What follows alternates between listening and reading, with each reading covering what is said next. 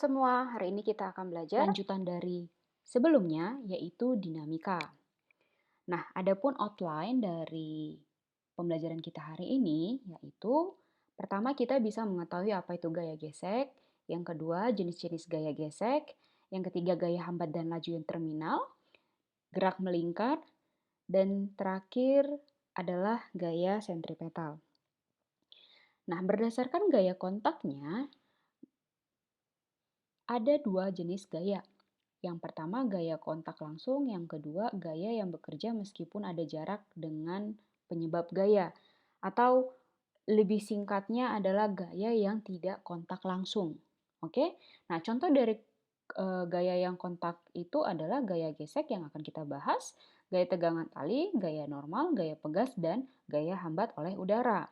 Nah, sedangkan yang tidak ada kontak langsung contohnya apa? Gaya gravitasi, gaya kolom, dan gaya magnet.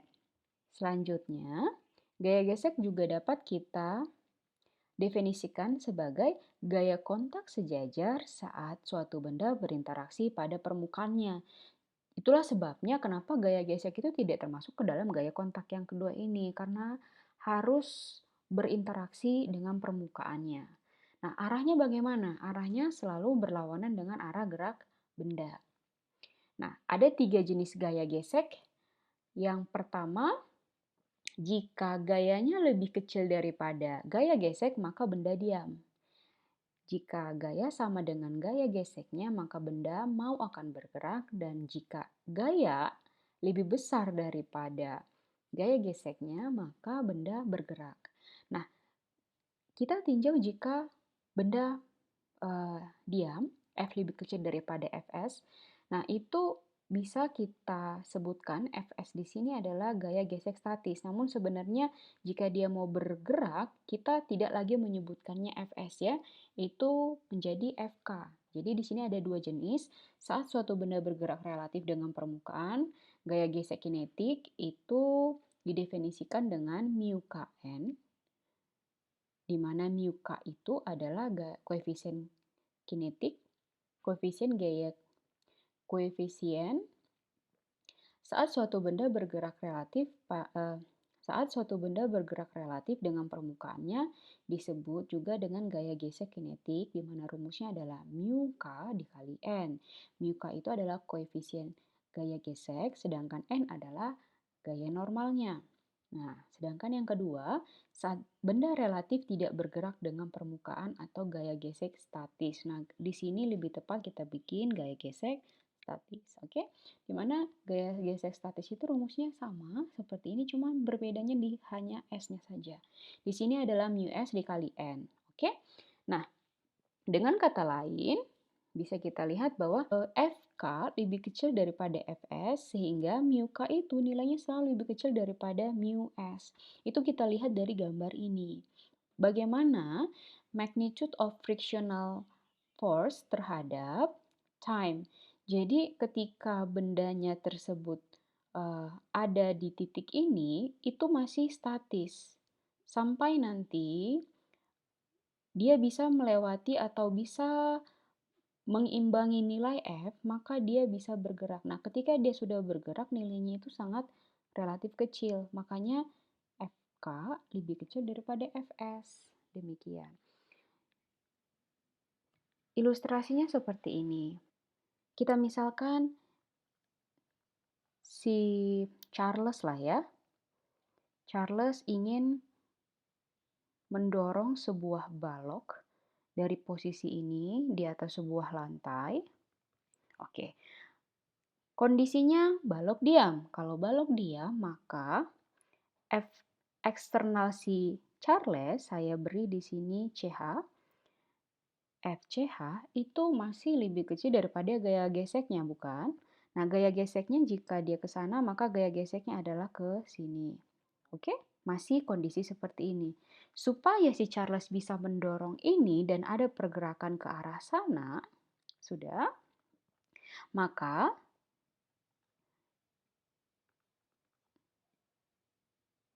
gaya eksternal si Charles haruslah lebih besar daripada gaya gesek. Benar? Nah, selanjutnya dia akan berusaha. Pada saat si Charles itu gayanya sama dengan gaya gesek, sudah, ini bukan lagi gaya gesek statis, tapi sudah gaya gesek kinetik. Di mana besarnya itu, sudah, pastilah Fs itu lebih besar daripada Fk. Nah, seperti ini. Nah, ini adalah Fs. Sudah, ini adalah ketika sudah nyaris akan bergerak, di sini adalah Fk.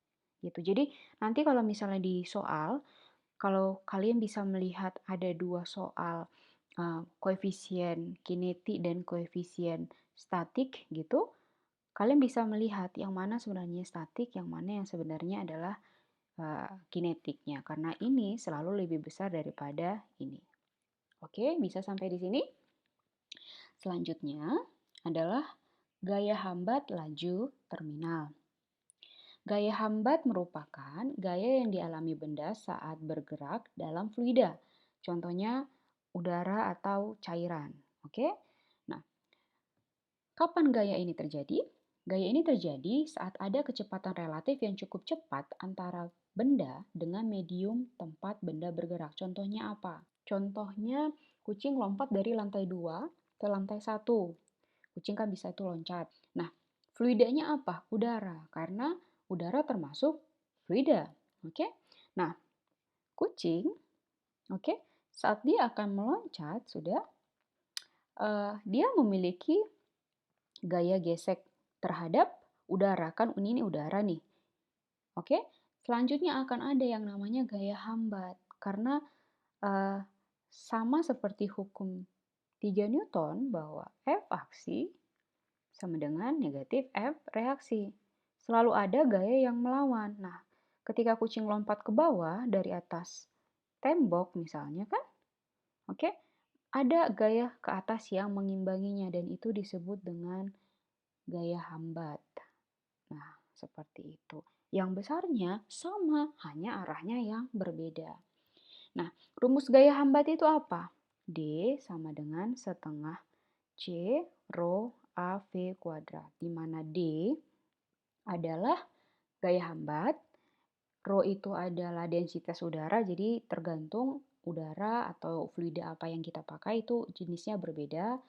Kemudian A itu adalah luas kotak permukaan benda dengan udara. Jadi kira-kira kalau misalnya kucing lompat dari atas tembok ke bawah dibandingkan kelereng yang kita masukkan ke dalam sebuah cairan minyak. Jadi fluidanya adalah cairan minyak, itu pasti akan berbeda. Kalau minyaknya satu drum sama cuman satu gelas itu pasti berbeda. Selanjutnya, V itu adalah kelajuan relatif objek. Nah, gaya hambat benda saat benda jatuh itu V akan bertambah, maka D akan bertambah bebas. Oke? Jika D itu sama dengan M kali G, D itu bisa juga ya M kali G atau yang sering kita sebut juga W, maka V konstan. Dengan kata lain, V terminalnya juga sama dengan V yang konstan tersebut. Selanjutnya, nah rumus dari V itu bisa kita tuliskan dengan akar dari 2mg dikali C rho kali A. Nah ini itu diperoleh dari ini. Karena apa? D ini sama dengan M kali G. Oke, bisa. Nah ini ada beberapa terminal speed dari beberapa benda. Oke, dengan jarak yang seperti ini sudah diuji, maka seginilah terminal speednya. Nanti kita bisa dapat hasil ini dari rumus yang ini. Jadi kalau misalnya saya mau nguji tembakan ya kan dari sebuah senapan misalnya, nah dengan jarak segini itu pasti masanya sekian, gravitasi dimasukkan dapatlah angkanya 145 meter per second. Selanjutnya, yang terakhir adalah gerak melingkar dan gaya sentripetal. Percepatan sentripetal dapat dirumuskan dengan rumus A sentripetal sama dengan V kuadrat per R. Percepatan sentripetal ini sebenarnya memiliki konsep yang sama dengan percepatan pada kinematika. Cuman karena pada gerak melingkar, maka dibutuhkan juga komponen R. Oke? Nah, pada hukum 2 Newton, percepatan timbul akibat gaya yang bekerja pada objek tersebut. Nah, magnitudo dari gaya sentripetal itu disebut juga dengan, atau dituliskan juga dengan F sama dengan M dikali V kuadrat per R. Sama dengan M omega kuadrat dikali R. Oke, itu karena F sama dengan M dikali V kuadrat per R. Nah, V itu sama dengan omega dikali R, sehingga ini kita bisa tulis F sama dengan M dikali omega dikali R kuadrat per R. Oke, ini saya bagi. Oke, ini menjadi apa? M dikali omega kuadrat dikali R. Seperti itu. Oke, sampai di sini ini adalah magnitudo gaya sentripetal. Selanjutnya, gaya sentripetal bukanlah gaya yang ditambahkan pada diagram benda bebas, melainkan gaya total pada benda yang bergerak melingkar ya. Tolong diingat yang ini. Dan gaya sentripetal tersebut dapat berupa apa? Gaya gesek, gaya gravitasi, tegangan tali, dan yang lain-lain. Oke, jadi gaya sentripetal bukanlah gaya baru, tapi kombinasi dari semua gaya berupa gaya gesek, gravitasi, dan juga tegangan tali.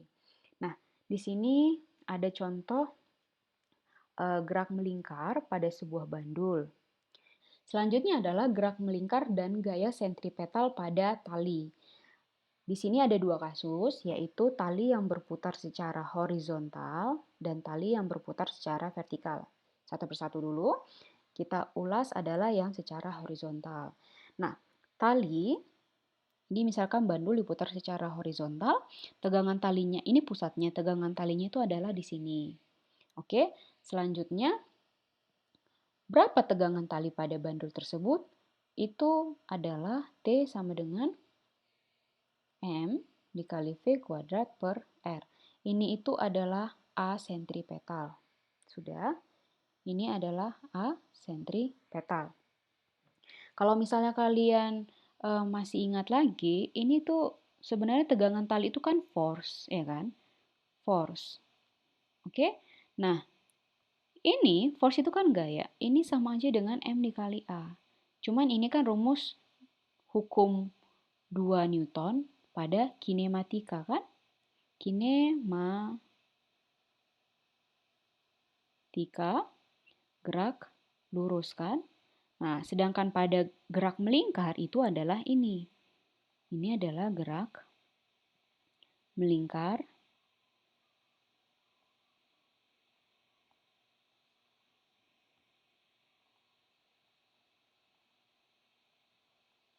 pada tali.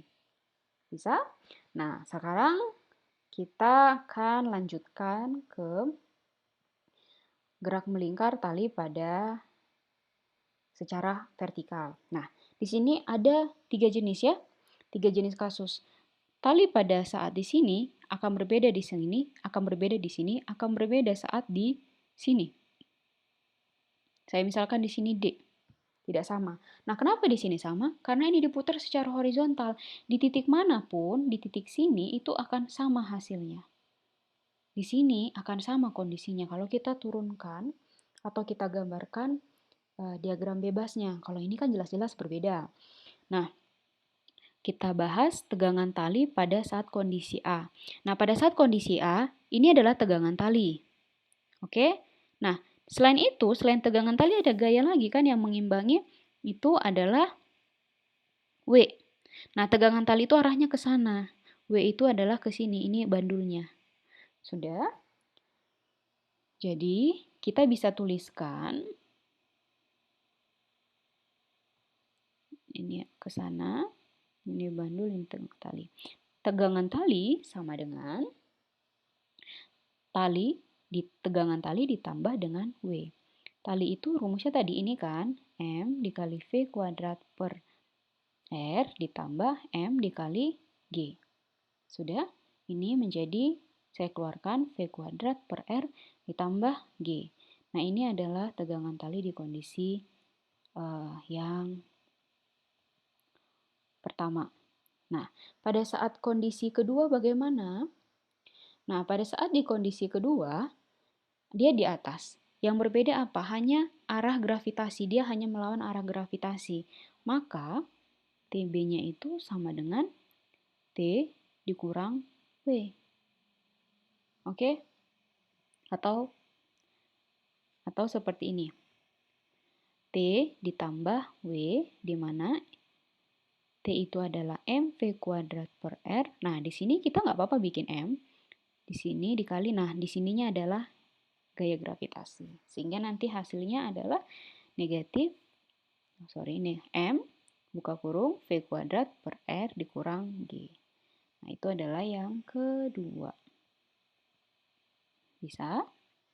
Nah, sekarang selanjutnya kita bahas untuk posisi yang terakhir. Nah, posisi yang terakhir ini adalah W. Tapi posisi di sini W-nya kan? Nah, ini adalah W. Bukan di sini. Nah, kalau kita lihat ini membentuk sudut, maka ini kan tegangan tali, ya kan? Maka kosinus theta itu sama dengan apa? Ini kan? Bisa? W, Y per W.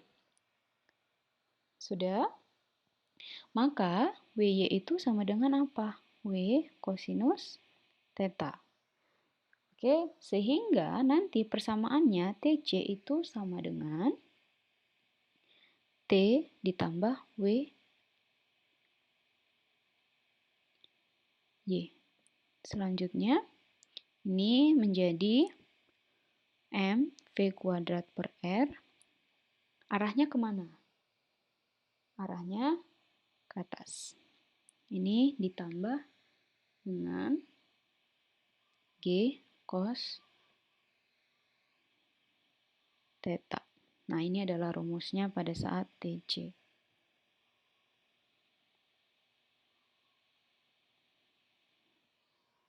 Oke.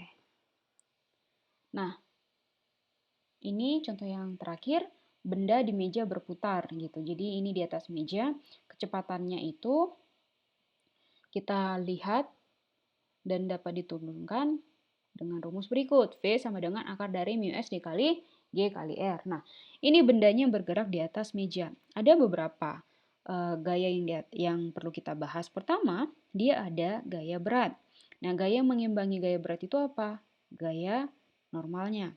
Selain itu ada gaya geseknya ke arah sana. Nah, ini benda dalam silinder berputar.